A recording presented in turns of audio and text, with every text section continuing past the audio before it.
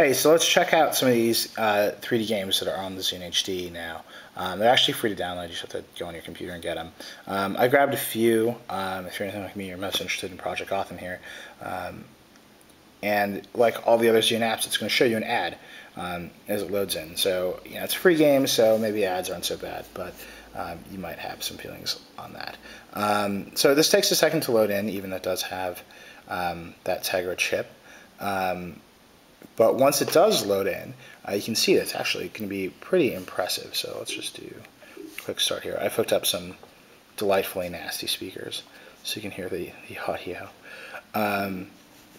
So controls are pretty much exactly what you would expect. You accelerate in the corner here, and you turn by steering. And I'm going to try to steer on camera here, which isn't going to go so well. But as you can see, the graphics are actually quite impressive for a device this size. I would say they're easily on par with the PSP.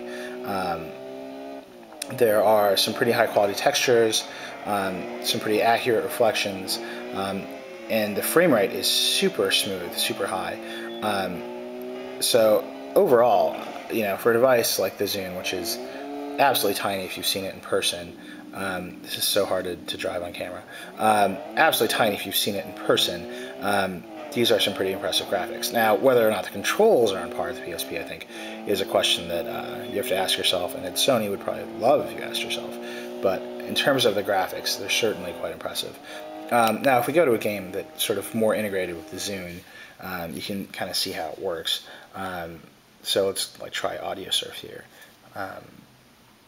And again, this is going to show you an ad, and this is actually one of the animated Zune ads.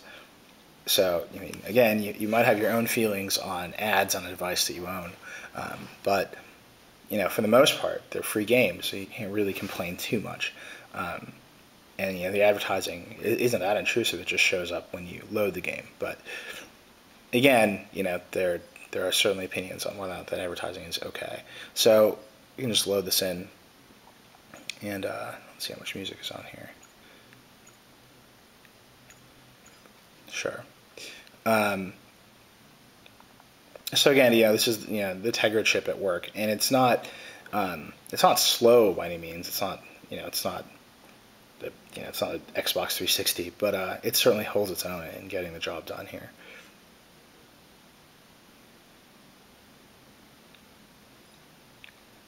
So here we go. If you're familiar with any of these games, you know what's going to happen here. You just tilt the thing to play. But what's interesting is that this is much harder than I expected. And this is actually integrated with the Zune software. So once I'm embarrassed myself enough by being bad at this game, I can just quit out, and the music is going to keep playing, which is pretty cool. So you can be playing and quit playing and still be listening to your music. So that's a pretty neat feature. But that's it. The other games aren't going to blow your mind. They're just really, they're nice, well-done 3D games that happen to show you ads before they load.